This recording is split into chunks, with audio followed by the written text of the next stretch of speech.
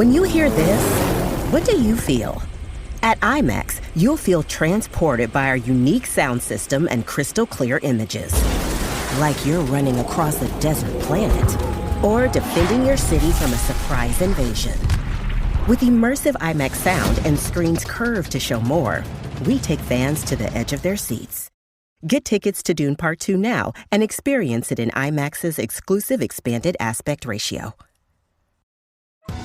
Survivor 46 is here, and so is On Fire, the only official Survivor podcast, and we have a twist this season.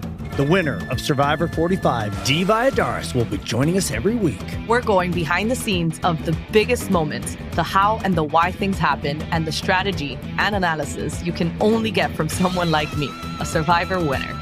Listen to On Fire, the official Survivor podcast, wherever you get your podcasts.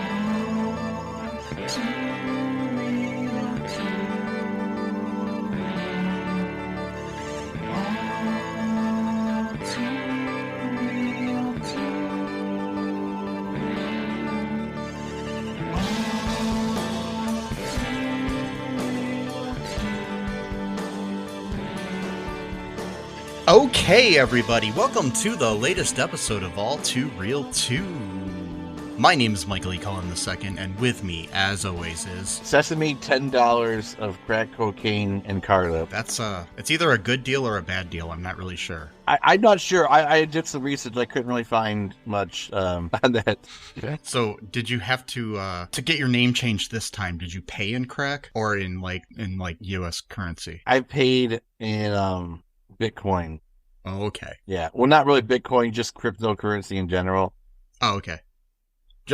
Was it just like the concept of cryptocurrency or specific cryptocurrency? It was, it bounced around between several different cryptocurrencies in order to evade the authorities. So there's pretty much 10 different transactions based on a different identity that I have that's only a CIA kind of fake identity, because I also work for the spy agencies, and shoot, I just admitted that. Damn it. Oh well. Well, ignore that, folks.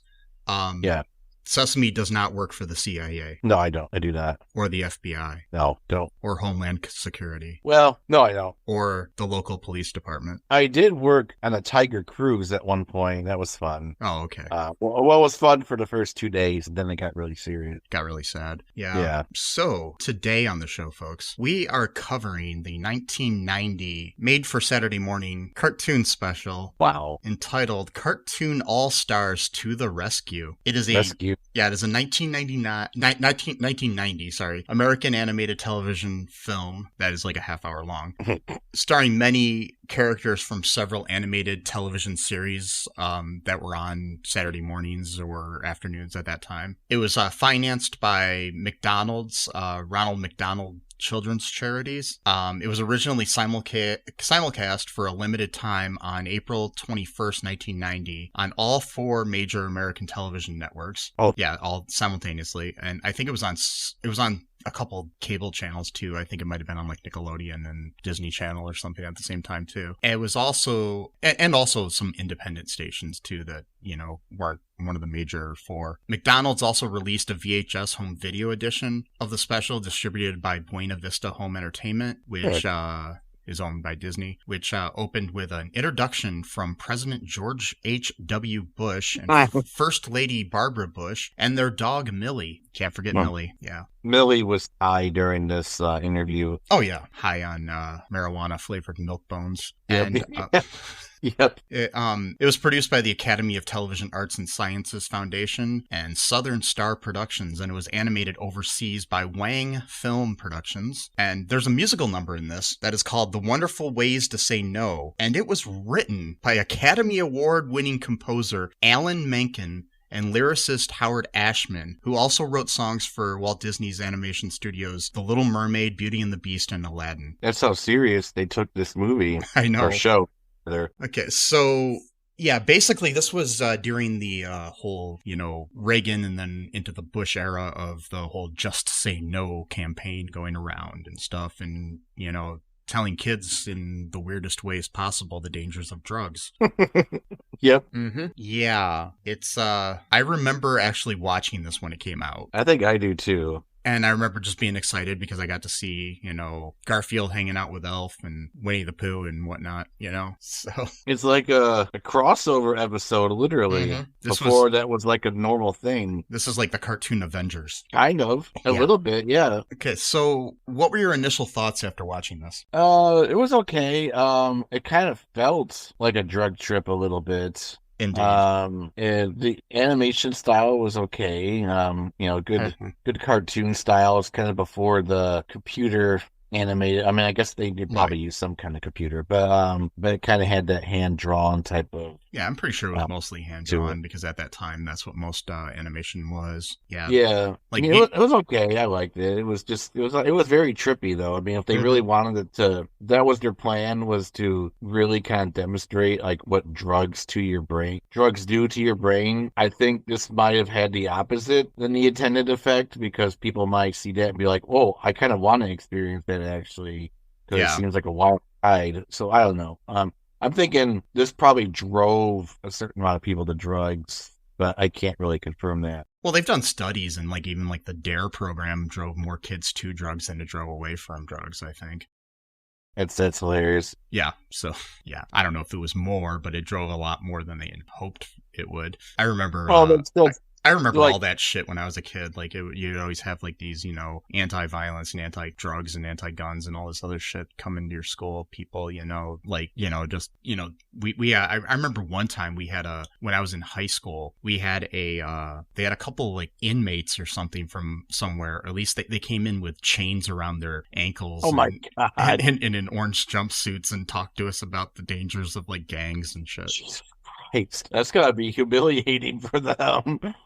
My thing is I don't know if they were real or if they were just actors wearing those costumes. Yeah, they could have just been, they could have just been actors. Wow. Yeah, it was so weird, the things that, in my high school we would have, 1 week we would have, Gene Kranz, who was one of the main people on the ground during the first moon landing, and also he was also helped bring back Apollo 13 when it was, in danger, played by Ed Harris in the movie. He went to my high school, so he came and spoke 1 week, and then the next week, you got these supposed former drug dealers or gang members, coming in orange jumpsuits and shit. It was just a weird time.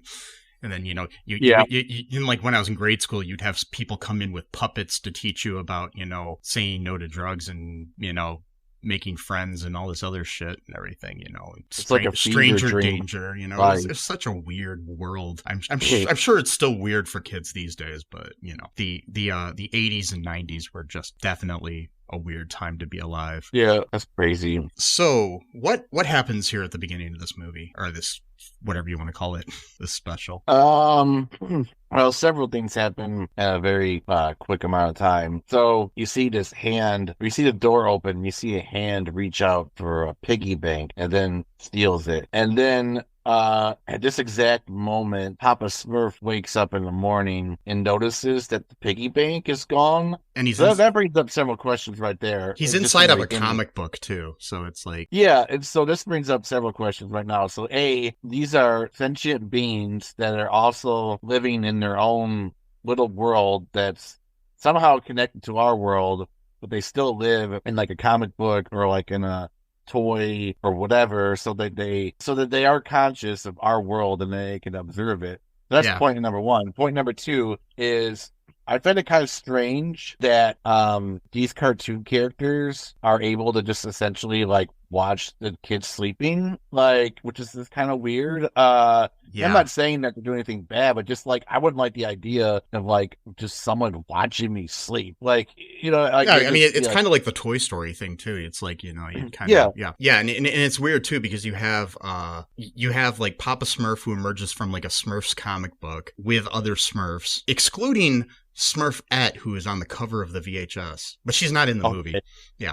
So anyway, I hate it when they do that. It's why do you do that? So many movies did that. And it's like, are you just trying to taunt us with the character that's not in the movie? Yeah. Or or they'll put somebody on the cover that's only in the movie for a little bit, and you think it's like the main star. Like I remember like this one like martial arts movie, and it said starring Chuck Norris, and his face was big on the VHS cover. And then my buddy and I got it home, and he's like only in it for about 5 minutes at most. Right. It's like, God damn it, fucking liars. Yeah. Yeah.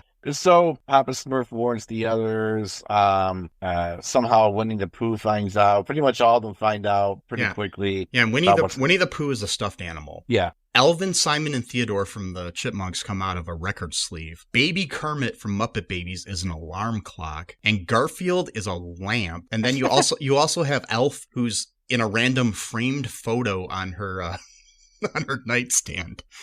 Right. Yeah. And then Elf threatens to murder and eat Garfield if he doesn't help with the mission. Yes. So that's nice. But yeah, he likes cats, so.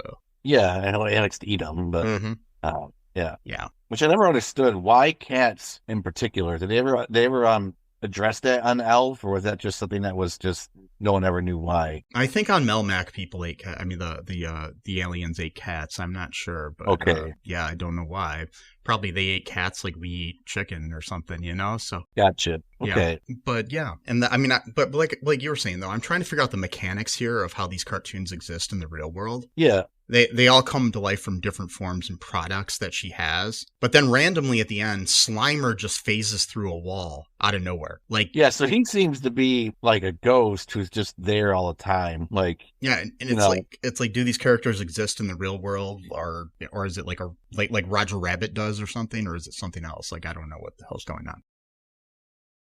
Yeah, it's very there's a lot of philosophical questions to ponder with this, because one could write it off as our main character Michael having like a bad drug trip, or perhaps he's hallucinating due to withdrawals and he's just kind of imagining this, but we know that's not true, because at one point Michael's sister Tori is directly interacting with one of these characters, so we know now it's a canonical fact that these creatures actually exist in our world. Also, all these characters are interacting with each other while Corey is sleeping in the room, and there's no one else there to witness this. So exactly. So this is a very interesting world that these characters exist in.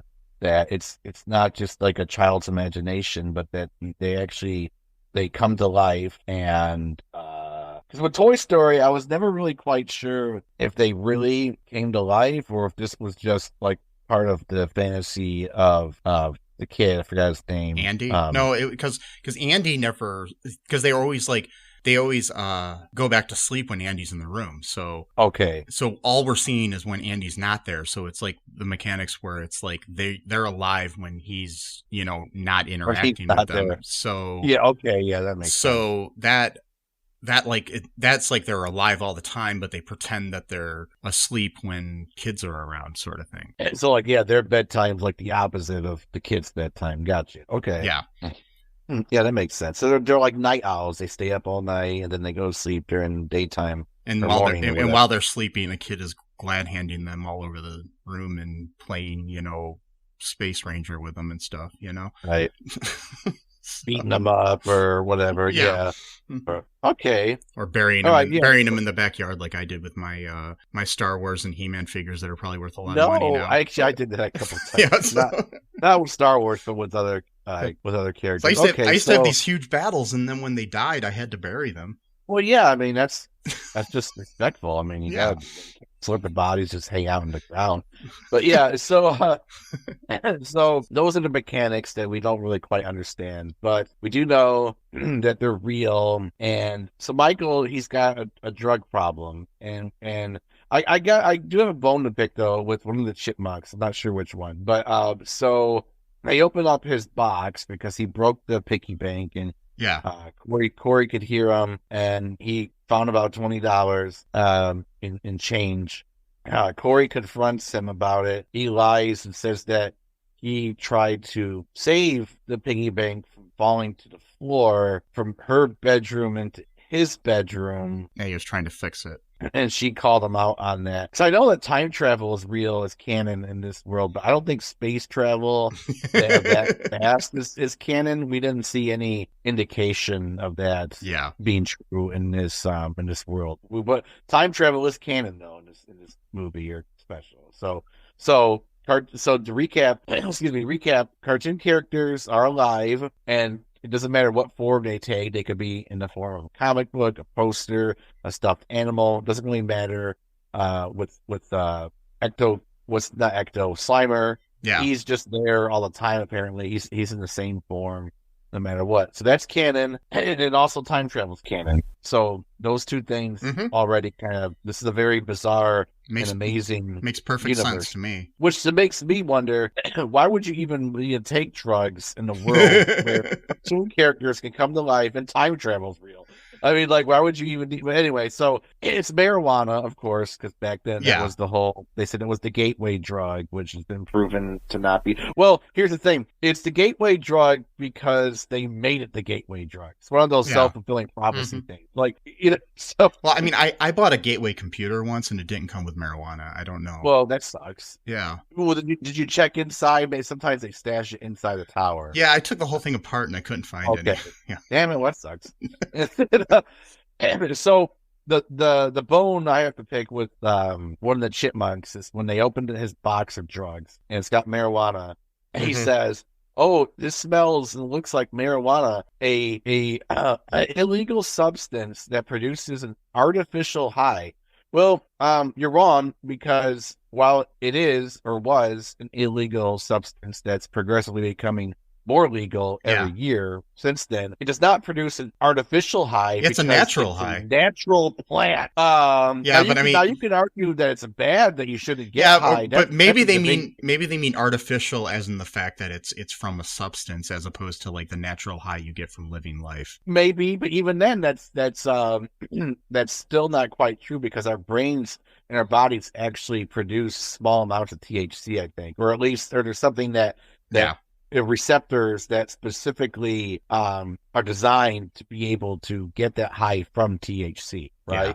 So there's like literally a body substance connection that we share together. So he's wrong. It's not an artificial high. Now you could argue and say that it's bad to get high. Then now we're having a discussion. Now we're cooking with gas, or maybe cooking with a crack pipe. I don't know, because later on we get introduced to harder drugs. But like, he's wrong. He's an idiot. So yeah, that was Simon who did that. He's the smart one. So well, Simon can fuck off because he's a shit and he lies. But he's the know-it-all smart ass.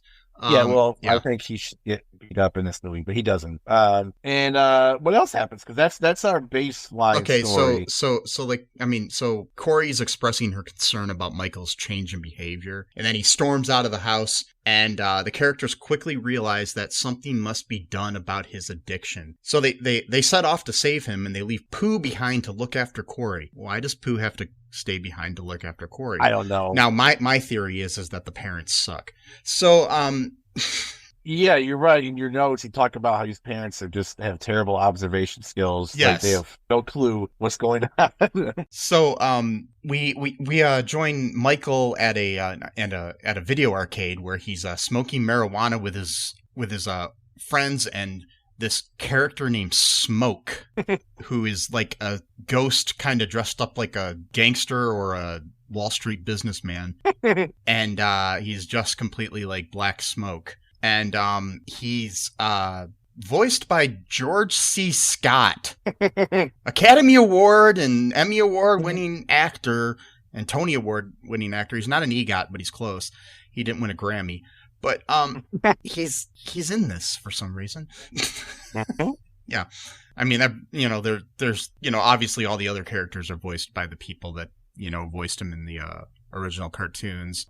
Michael is voiced by Jason Marsden, who people may know from Step by Step, and he was also Max in the Goofy movie.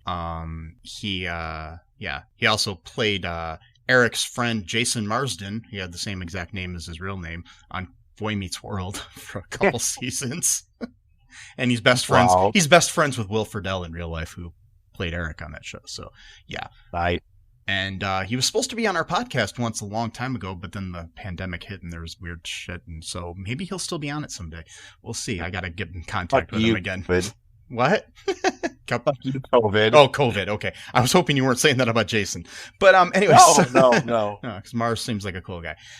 Anyway, so they're at the arcade and Smoke is there, and one of Michael's friends shows everyone a drug that appears to be crack. And so they're in this kind of like alley outside of not an alley. They're in there and they show them the crack, and then there's like they start hearing police sirens, and then they all run off, and Michael ends up hitting a dead end in an alley, and Smoke disappears and says, at times like this you're on your own, kid, sort of thing. And so these friends obviously aren't real friends, and that's what and this weird by the way, this weird smoke monster thing, I'm convinced that decades later it ended up on the island on Lost.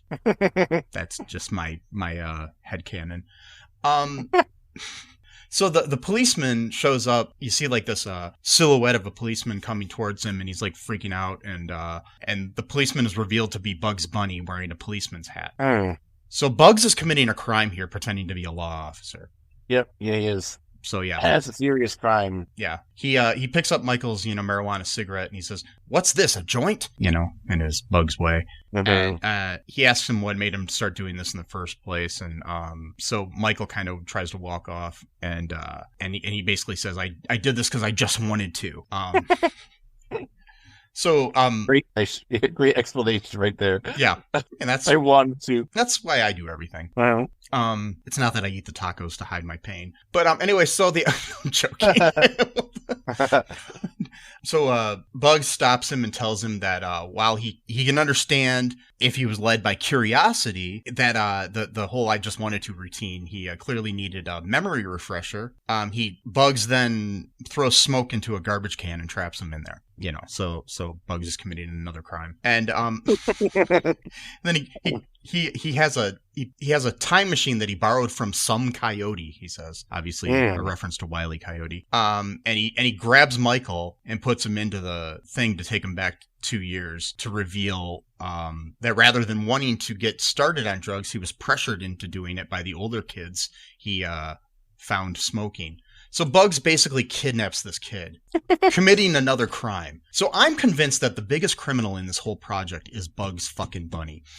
I mean, he commits 3 crimes in a matter of like 2 minutes. I mean, and all of them are serious crimes. I mean, those Atlanta murder kidnappings that happened in the early 80s and stuff. Mm-hmm. So the MO of the person that was stealing these people, he was pretending to be an officer, and then he kidnapped them into a vehicle and then killed them. So I'm pretty sure that maybe Bugs Bunny was the Atlanta murderer. I mean, it's possible, or at least a copycat. Yeah. Which both are bad. Mm-hmm.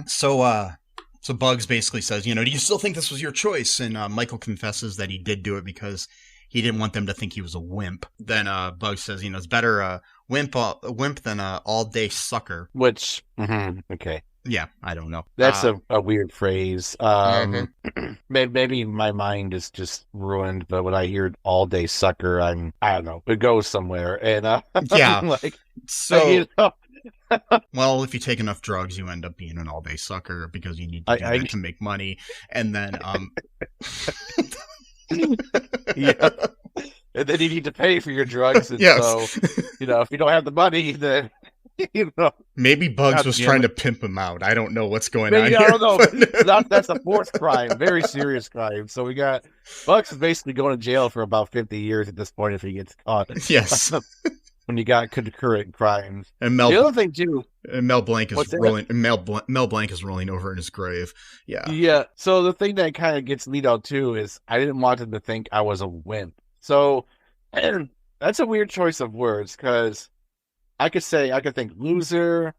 I could say like, oh, you're no fun. Why wimp? Because wimp is someone who is not strong. Yeah, it's usually what you call somebody when they back down from a fight or something. Yeah. So why would you use that word for someone not taking drugs? So you're saying you're not strong for not taking drugs? It's like when Trump would say everything beautiful. A beautiful piece of chocolate cake. Well, it's a cake, you eat it, so it'd be tasty. Use the right words, but whatever. And then cake can be beautiful. Have you seen that show? It can. Have you seen that show? Is This Cake? It's true, but he uses beautiful for like everything. Like even back when he was like talking about doing something about Syria, Assad, the dictator. Yeah. And he's like, Assad is killing beautiful babies. Like, sorry, just like he's obsessed with the word beautiful, and he just says it for everything. But like, yeah, they call him a wimp. Fine, whatever. It's just like a bone I had to pick with that. I would say loser, or I would say like you're being a chump, or whatever. And it's just a very light bone to pick with the movie. So Bugs then tells him, he's like, so it's kind of like the old saying: if everybody else was jumping off a cliff, would you go too? Yes, I would. And then he watches them, Michael in the past as he gives into the pressure and tries the marijuana. Bugs observes this and he says, I guess you would, wouldn't you? Not very bright, definitely not one of the world's most foremost thinkers. So Bugs, again, being an asshole here, makes the kid feel stupid. I know. You're making it worse, dude. Yeah. I don't know how that's going to help him learn. Drive him back to drugs. So maybe Trump is Bugs Bunny. I'm confused. Anyway, so then we're back at home, and Michael's father opens the refrigerator and notices that 2 of his beers are missing. But his gaslighting wife convinces him that he drank them the night before while watching football. So the mom seems to think that her husband is such a drunk he forgot he drank a couple of beers. So obviously nobody in this family pays attention to each other. No wonder Mikey was on drugs. Okay, I guess I'm gonna go to the garage now. Like, he just rolls with it. Like, I mean, if you're that big of an alcoholic that you can't remember if you drank 2 beers or not the night before. Yeah. I mean, I know that happens, but it's just, I don't know. And also, too, it was daytime, so he's a day drinker. So... Or he just opened up the fridge and was trying to get some sandwiches materials out of there, and realized that saw the weird wooden box that his beers were in, because if you looked at it, it was like a wooden crate. Yeah, it's like, okay, we're doing wood boxes now. This is 1920s. Like, yeah, I don't know if beer came like that in 1990, but maybe it did. Because I don't think it did. I don't remember my dad's beer looking like that when I was a kid. I don't think they did that. Pretty sure it came in like a cardboard box like it does today. Yeah. So yep. Yeah. So basically, then all of a sudden, Michael's mom starts to wonder about Mikey here, and she expresses her concerns to her like 8-year-old kid Corey, because that's what you do when you have issues and wondering about your kid. You talk to your 8-year-old. Yeah, make her responsible for her older sibling. Yeah. And so she's like she asks if there's anything wrong, and Corey says no. And then the mom reminds her that we love you both, and if something was wrong, that she would want to know. Yep. And then Pooh comes to life soon after that in Corey's arms and asks why she didn't tell her mother that she was worried about Michael. Yep. That's at that point I'd start to be worried about myself because my fucking stuffed animal is talking to me. But we know it's real because Michael is also experiencing the same thing going on. So these characters are actually come to life. We meet Michelangelo though from Ninja Turtles. That's pretty cool. Yeah, we meet him later. Yeah. Yeah. So, but basically, like, Corey doesn't want to say anything because she's worried that she doesn't want to be a snitch because snitches get stitches, sort of thing. Yeah, true. Mm-hmm. And again, I think this family would lead a kid to drugs. Just saying. I think so. 'Cause they're very neglectful and they don't really pay attention to what's going on in their children's lives. Yes. So then we're in a park here. After that, and one of Mikey's friends says that she can buy crack cocaine for $10. Oh boy! One of his friends wearing a Blossom like hat and stuff, and I don't know. Yeah, and like I have in my notes here, is that a good or bad deal for crack? How much crack was it? I don't know. I did some research. I couldn't really find much. There's actually a website called like the national or something like, I forgot what it was. Basically, it went from like European countries and also the USA. Also, they did things for inflation. They also did things for the purity of the crack coke. Well, that was just for regular cocaine. I couldn't find crack cocaine. I didn't want to do too much research because I didn't want the police come to me like, why is this person researching how much crack cocaine costs in 1990? Well, you shouldn't worry because you work for the CIA, so you could probably get out of it. Oh, that's true. Yeah, this was like all part of my job. So, but I'd say for inflation wise, $10 would be probably worth what, $25, maybe $30 now or something like that. So it can't be that bad of a deal. By the way, the CIA you work for, is that the Cartoon Intelligence Agency? Yes. Oh, okay. Just checking. That's how I know that these characters are real, because we were briefed about this movie, and it's canon. It's a fact that these cartoon characters actually. Who's your boss? Who's your boss? Who's your boss? Is it like Mickey Mouse or something? My boss is the Roadrunner. So the Time Machine actually was from the Roadrunner, and then Coyote stole it from him. Oh, okay. He was tired of always losing all the time. You know how? Do they both work for like different organizations? Like, does Wile E. Coyote work for like the FBI, the Fictional Bros Institute? Well, kind of. He also doubles as an East German spy in 1990, even though at that point I think East Germany was still longer. but he was it was like a Dumbledore situation, right? Where he was spying for America, but also pretending to spy for East Germany, but told East Germany that he is fake spying for America. So they think that he is the double agent for them, but he's actually a double agent for America. So he's like a triple agent. There's a triple agent, like Professor Snape was in Harry Potter. Yeah. And but he does not like Roadrunner very much because of their long-going feud. Oh, okay. And he stole a time machine from Roadrunner because he wanted to study all the times that he lost against the Roadrunner, and so he's trying to like study the Roadrunner's like techniques and things like that. And maybe figure out why he can walk out in the air off of a cliff and then fall. Well, see, we're studying like physics and stuff like that as well, of how this is possible. And so there's lots of stuff goes on in this particular department of intelligence. Yeah, and I mean, I'm pretty sure that if he did walk off that cliff, then Michael would follow him. I think you're correct in that assessment. So, anyways, so basically now his friends are trying to say, because he says he's uncertain about the crack. He's like, that's serious stuff, It is very serious. And one of his friends replies, "Come on, Michael, you're not gonna chicken out on your friends now, are you?" Because that's how kids talked in the 90s. Yep. So then, our good buddy Smoke, somehow got out of the garbage can and he appears, and he joins in the taunting and starts calling him a baby and all this other shit, and then and then he steals Michael's wallet, another crime being committed, this time not by Bugs. And he tosses it to the blossom looking chick, who runs off with it down an alley. Michael starts chasing her, but falls down a manhole with smoke. Yeah. Now that's something that the city should have taken care of. There shouldn't be like an open manhole that you can fall down. No, it really shouldn't be. It's dangerous. But just a quick note on that, right? So now it's canon that not only are these creatures alive, they can have actual interactions within the physical world.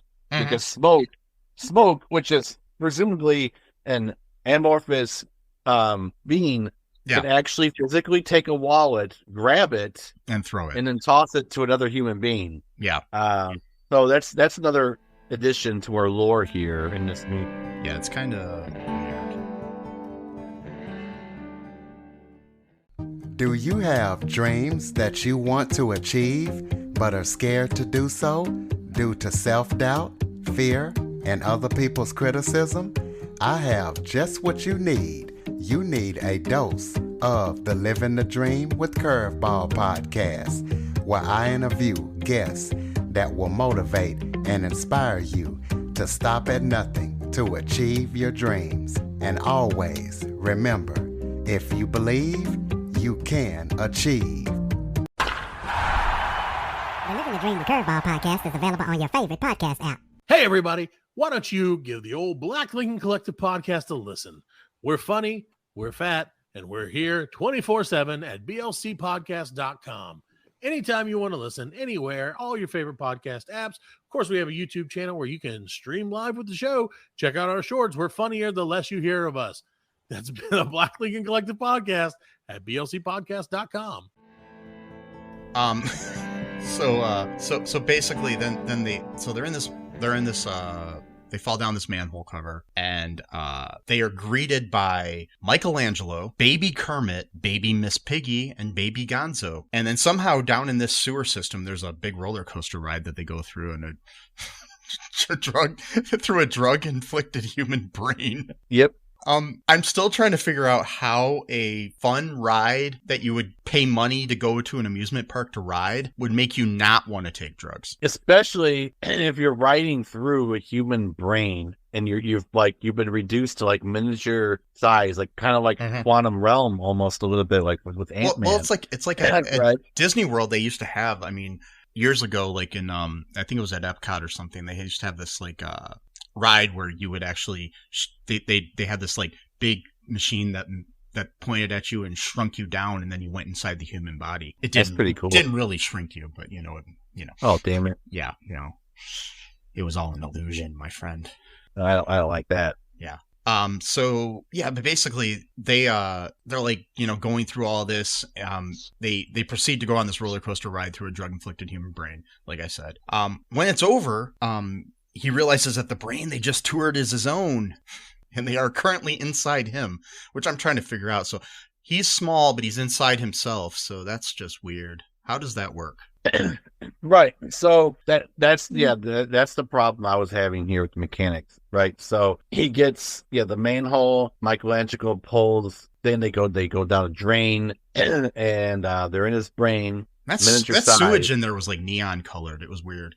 But yeah. It was weird. There was definitely some weird chemicals going on there. I'm not sure. Maybe the CIA put them in there to make the people docile, like with the fluoride water and things like that. Yeah. But and so if he's in his own brain, meaning his physical body has been shrunk and it's in his own brain, does that mean now there's two physical bodies? Because his big physical body's currently moving and walking, but his small physical body is currently in his brain. So now, how do we have two physical Michaels roaming around this world? Is the multiverse real in this canon now? Or it was through the time travel that Bugs had. Or yeah, maybe Bugs, but we didn't see that. So but you're not supposed to. I mean, if we go by certain time travel rules, you're not supposed to interact with yourself. So, yeah. But technically, he wouldn't be because he's inside his own brain. So. The Michael that's outside wouldn't know that he's being interacted with the miniature version of himself who's currently in his brain. So maybe they can get away with that kind of, because another thing too is he is high as a kite right now. So he probably wouldn't even remember this anyway. Because at one point he's trying to use a skateboard and he's like terrible at it. Like, maybe he's like, we gotta help him. He's gonna hurt himself. Maybe we all have a little one of ourselves inside of our brains. I mean, maybe, I don't know, but in according to this movie, or maybe, yeah. Anyway, maybe currently I am inside my own brain, and the Earth that I'm living in is actually just my brain, and nothing is real, and this is all an illusion. And if you go down that route, people have literally gone insane from pondering that philosophical question, actually, of like asking themselves, like, does anything really exist outside of me? Because how would you know? How could you really know 100% that other people you talk to are real? Because you can't be them. So you can't like know from their perspective that they are real, right? Yeah, it's so like, it does. Yeah, you go crazy. You can't see the world through other people's eyes, right? Yeah, true. Or any creature's eyes, or any object, because are the objects created by my consciousness? I remember when I was in the 4th grade and I freaked out a priest by asking him if I saw the world through your eyes, would I see red the same way that you see red, or would your red be my green? Or something like that, yeah.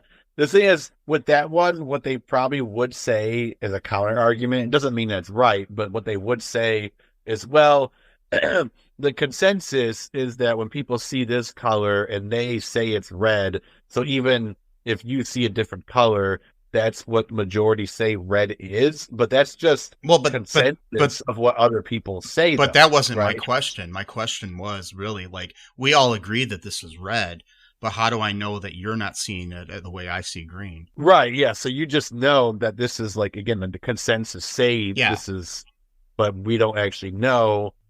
Yeah, I mean, exactly. It's like a philosophical question, right? But like this movie, if you really break down this movie, it's a deep philosophical piece of artwork, and it was masqueraded as a children's cartoon, but as a way to say no to drugs. But really, when underneath that is the secret message, which is consciousness real? Is God real? Is Michael God? Is Corey God? Are their parents gods? I sure hope not, because they're very neglectful. This is really up there with some of the like experimental films I watched in my college classes, like Maya Deren or like Stan Brakhage or some other people. Like, it's just like, you know, really deep, man. Some kind of Thanger stuff, you know, different things like that. Yeah. Okay, anyways. Totally. All right, back to the plot here. Oh, yeah, sure. Sorry. I feel like I'm on drugs now just by talking about Me too. So like, this movie is creating a natural high, and not an artificial high, like Simon said, a natural high from talking about this movie. So he, anyways, he's inside his own brain, and he's riding on a skateboard and all this other shit, and they realize that they're about to, you know, fall down, and the babies escape, but Michael and Smoke are trapped in. And after falling over, Michael wakes up at the feet of Huey, Dewey, and Louie, who, after asking Michael if he's okay, proceed to ask Michael why he didn't just say no. Michael tells them because he didn't want to. Yep. Great answer. I wanted to, and then I didn't want to. Yep. That's how Michael, you know, that's how he rolls, man. Right. He but they suspect that it's because he doesn't know how to say no. The kid's like 14. He knows how to say no. For crying. Anyway, so yeah. So then they are joined by other characters like Tigger and stuff, and they teach him through a song that's called "Wonderful Ways to Say No," written again by Alan Menken and Howard Ashman, Academy Award-winning composers. Yep. They also wrote they also wrote the music to Little Shop of Horrors. You know, they anyways. So he believed in this project. That's why he did it. Well, I mean, the movie was produced by Roy E. Disney, nephew to Walt Disney. So yeah, who was at one point he was like the head of the board of Disney and stuff. So yeah, and he was Roy Disney's son. Roy Disney Sr. was Walt's older brother, who basically was the president of the Walt Disney Company and stuff. So yeah. Anyways, but basically all of this so far to me, including the song, has seemed like a drug-induced nightmare. Yeah. So Michael then wakes up in his own bedroom, and he starts to think like I did, that the whole thing's merely a nightmare. And then Corey comes in and tells him that Pooh wants him to Pooh wants him to wants to know why he never talks to their parents about his problems. Well, I know why, because they don't listen. They're not around. Mentally, at least. I mean, his dad doesn't know how many beers are missing from the fucking fridge. So he basically says, you know, tell Pooh to mind his own business, and then threatens his little sister. He physically assaults his little sister by pushing her into a wall. So that's a crime right there. And it's like, you know, you can't tattle on me and shit. And then he immediately regrets his behavior, though. I mean, to be fair, so you know he's going to be okay, like any abuser. Anyway, so however, then Smoke comes out from under the bed. Fucking Smoke. Yeah, and he claims that, you know, Michael did the right thing, you know, basically by pushing his sister. Anyway, so. His younger sister is like 7 or 8. Yeah. And but Michael's like, I don't know what's right anymore, you know, and he's like, that's my little sister, blah blah blah. And and then he stares at the mirror inside of his marijuana box, because every good marijuana box needs a mirror. That's the thing too with a lot of these things, like they have a drug box, like for some reason. Like I never understood. even in like TV shows, like with Breaking Bad, Jesse had a drug box. Like, why is this a thing? Like, I don't, maybe to carry it with them when they go places. So. I guess. I don't know. It always reminds me. Do you ever remember that SNL sketch with Rob Schneider? Who, I mean, I'm not a big fan of his, but this one that was kind of funny back in the day, it was like a recurring sketch where he would work in this like weird shop and he was like this hippie and he would sell some weird, like any random item and he'd be like, you can put your weed in there, man. No, I don't remember. I mean, I remember the Jon Stewart thing from Half Baked where he was like, have you ever watched baseball on weed or whatever? Like, yeah, but this one was like Rob Schneider was like he worked in this like kind of hippie sort of store or whatever, and they sold like knickknacks and stuff, and then it'd be like, hey man, you can put your weed in there. Wow, no, I don't remember that one. It always made me laugh for some reason. Anyway, so the back when Rob Schneider was actually kind of funny. Now he's like, you could put your ivermectin in there, bro. Yeah. While I go off and do the voice in Chip Chilla, a Bluey knockoff cartoon for kids. Oh my god! Yeah, for Bentkey. Wow, Daily Wire. I did not know that. Yeah, he plays the dad in this thing called Chip Chilla, which is basically a ripoff of Bluey, made by Jeremy Boring and Ben Shapiro and all them. Anyway, so they basically so he's looking in this mirror in his marijuana box.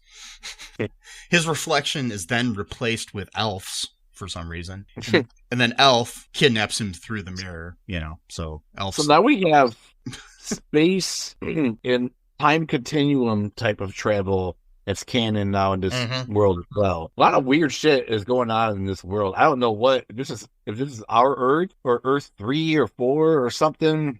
Yeah, I'm not sure. I don't know. Something's going on here. I want to live in this world because I'd like to be able to look in the mirror and then have Elf just pull me into it and I could go in. Totally. Yeah, I mean, that'd be fun. That'd be pretty sweet. I don't know. So then he's inside of a hall of mirrors, like, at an amusement park sort of thing. And Elf shows Michael his reflection of how he looks today. And then reflection that if he doesn't stop taking drugs, an aged corpse-like version of himself. And Michael's like, I can quit at any time sort of thing. And that he's in charge of his own life. And then Elf takes him by the hand and directs him to talk to the man in charge, who is Smoke. So I'm trying to figure this out. Smoke was behind it all. So is Elf a lackey for Smoke? I'm confused. Is he like, is Smoke like a mafioso guy and like his muscle is Elf? I'm trying to figure this out. I don't think so, because he's like against Smoke, so I don't know why he'd be. But yeah, he does take him to him, so that is kind of weird. Maybe he's doing like a double thing. Yeah. Maybe he's pretending to be for Smoke, but he's secretly telling Michael like the truth about drugs. And he's like, okay, I'm going to show you who's in charge type of thing. He's like, okay, Smoke, here he is. And he's like whispering, remember what I said about drugs, Michael? And then like Smoke hears him and he kills him or whatever. But somehow Smoke returned, like with Star Wars, because Snoke was just like clone, I guess, of Palpatine. Oh, that was Snoke. I know, I'm just kidding. Like somehow Smoke returned. This fucking guy, this amorphous being that somehow can occasionally touch the physical universe, which we haven't really established how that's possible. But then again, apparently everything's possible in this world, so I guess it can't be too surprising. So the whole time, though, I think Elf just seems to be gaslighting him here by convincing him that he looks worse than he actually does, too. But anyway, of course. Yeah. So then Corey and Pooh re-enter Michael's room and find his marijuana box, and then Smoke appears in there and tempts Corey to open up the box. Yeah, do it. And and says he's a friend of her brother's, and and says, "Open up the box, Corey."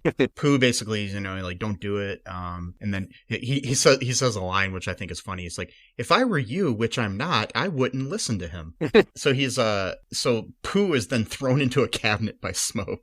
So they're abusing a bear and false imprisonment. Yeah, animal abuse. Yep. Stuffed animal abuse, but still animal abuse. Yeah, well, still. I mean, they're alive, so PETA better get on that. Anyway, so Corey opens up the box but doesn't know what its contents are. So, like, that's the other thing. It's like, I'm tempting you, but, I'm not going to, you don't really know how to smoke anything or do anything. So, just... I mean, what you got to do, eat it. It's not going to do anything. Yeah. Yeah, and it's like, Smoke suggests that she find out for herself. It's like, your brother uses it. Then Corey is convinced, well, maybe if I do this, I can be friends with my brother again. Right, yep. Yeah, because you know what? I remember when I was a kid, my sister and I used to do drugs together when she was like 8 years old. Yep. Good times. Good times. Yep. We never did that. Wow. Good. Yeah, no. So then meanwhile, Michael comes to a fortune-telling tent outside of the Hall of Mirrors. And there's a stall tender there, a fortune teller, and it's Daffy Duck. And first he's trying to tell his future on a bowling ball, but that doesn't work. Yeah. Okay. That's the humor we're going for here. Yeah, apparently. And so he shows him his future, which is behind these doors, and it turns out that it's Michael lying on his deathbed, even more ravaged than he was when Elf showed him his future. It's like, this is my future. He's like, if you don't get off those drugs, you don't get off the weed pipe. Yeah. Yeah, you had a needle in his hand. Like, I think it was a heroin addict, essentially, is what they were implying with that vision. And then Elf, Bugs Bunny, the Muppet Babies, Huey, Dewey, and Louie, and Michelangelo all return and are, giving further words of encouragement. So Michael asks where he can leave, to which they point to a door. And honestly, I think I would get off drugs just in the hopes that random cartoon characters would leave me the hell alone. Yeah, me too. Yeah. I'd be like, all right, it's not worth it. Yeah. Leave me the fuck alone, Huey. Then, so Michael runs through the door back into his bedroom just in time to stop Corey from using the drugs herself. I'm not sure how she was going to, because I don't think she knew how. He tells her that he never wants to see her end up like him, and admits that he was wrong, though he is unsure if he can change. And then she advises him to talk problems out with the parents, and saying that they can help. And then Smoke is trying to, be the devil here and say, but drugs are good, man. Then he, right. So then he throws him out a window into a garbage truck, and Smoke's yelling, you can't be rid of me that easily, and he vows to return. In the meantime, I'm pretty sure that he got the garbage man hooked on crack. Yeah, probably. Yeah, or sanitation worker, if we want to be proper. Anyway, Michael admits, he knows that little Smokey is going to return, and but Corey states that when he gets here, we'll be ready for him. Yeah. Mm-hmm. No, he won't. No, I mean you weren't ready in the first place. But anyway, so parents are oblivious to everything that's going on. Yep. So then the cartoon characters are now appearing on a poster on the wall as a reminder of Michael to just say no. Mm-hmm. And after Michael lets Pooh out of his cabinet that he got thrown into. Wow. Pooh then jumps into the poster too, for some fucking reason. And, Michael tells Corey, come on, sis, let's go talk to mom and dad. Okay, now my final thoughts here on this thing. What kind of drugs do you think the writers were on while they were writing this fever dream of a Just Say No cartoon that I'm pretty sure most kids missed the point of, and were just excited to see if see Elf hanging out with Garfield and Huey, Dewey, and Louie and shit, Yeah. And probably convince them to try drugs. Yeah, I'm thinking cocaine, just like with the Star Wars holiday special. That one we know for sure is true. So. No, yeah, that's like factual. Bruce Valanche actually mentioned that. So yeah, one of the writers of it. So yeah.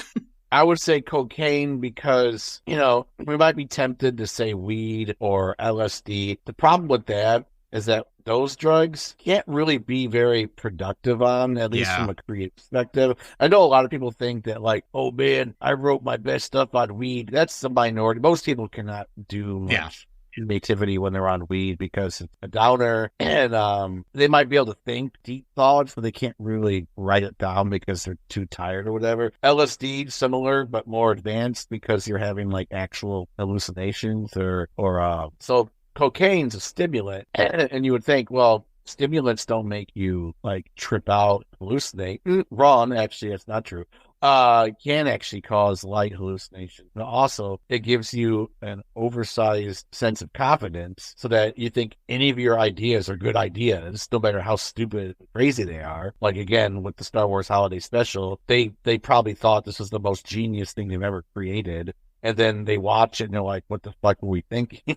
So, that's my guess. Not crack cocaine, just regular, pure grade, expensive cocaine that like rich businessmen take, So, I agree wholeheartedly. So some stray, trivia here. This was the first time that Bugs Bunny and Daffy were voiced by somebody other than Mel Blanc, who had died a few months before the production of this, and Jeff Bergman took over. So this is the first time that those characters were ever voiced by somebody other than Mel Blanc. Yeah, Michelangelo does not appear on the cover of the VHS for some reason. Yeah, they got a picture of someone who's not in the movie. Yeah. But they don't put a picture of someone who is in the movie. Good job. That's awesome. Good one. Maybe they made the poster before they made the movie or something. That's actually possible. I wouldn't be surprised if they would actually do something like that, to be honest, because it's the easiest thing first, to do. So yeah. So for a long time, it was reported that the special was never rerun because Garfield was used without permission of his creator, Jim Davis. Garfield and Friends writer Mark Evener stated that Davis approved of Garfield's appearance, but the special could only be shown for a limited time as part of the agreement. So he knew that he was in it. He just only allowed them to show it for a limited amount of time. Okay. Yeah. He used to be very strict about different things. He was really smart with marketing, though, when it came to things. Okay, so interesting things that I've learned by doing research on this. Okay, so there's an episode of the Elf TV show, the live action TV show, where basically he gets Brian on there drunk. Uh-oh. So, kind of, doing the opposite of what he's trying to do here. There's so like in the United States where we had President Bush and Barbara Bush introduced this thing, in Australia Bob and Hazel Hawke, who were the prime minister and his wife, they introduced it when it aired there, which is funny because Bob Hawke was known for being known for his ability to like basically chug beers. So, wow. And in the introduction, he's telling kids not to do drugs or drink and stuff, so it's just kind of funny. Yeah. Meanwhile, while he's chugging like a full pitcher of beer, I guess he would. I guess he would be at like horse races and other sporting events and stuff like that, and he would get like the big long glasses of beer and just chug them. That's hilarious. Yeah. So that's basically it. Any other thoughts here on this before we wrap things up? No, not really. Just I'd recommend it. I think it was a fun little. It's like only like 25 minutes long if you don't count the President Bush or the Australian version with Prime Minister, or the Ronald McDonald House commercials that are on it too. So yeah, I watched both versions. I watched the one you sent me, and then I watched the one with the commercials taken out. Yeah, I like to watch the ones where it's like the full thing, just to kind of have like the full experience of what I kind of like doing. Or also too like watching a VHS rip of a movie as opposed to like the remastered. I don't know, something like that, like nostalgia bait or whatever. Yeah, it's a good thing. I mean, I like it when there's commercials, but this didn't actually have real commercials except for the Ronald McDonald House ones. So basically, I enjoyed this. I think it's worth watching. If you enjoyed our little summary of this here and review, be sure to give us a 5-star review on Apple Podcast or Spotify or wherever you can give us reviews. I mean, walk down the street, talk to a random cartoon character you see down an alley. Mm-hmm. Not smoke. Not smoke. No. Well, I mean, if he wants to give us a 5-star review, I'll take it. Sure. Okay. I won't say no to that. Anyways, anyways, even though there are, millions of wonderful ways to say no. True. Yes.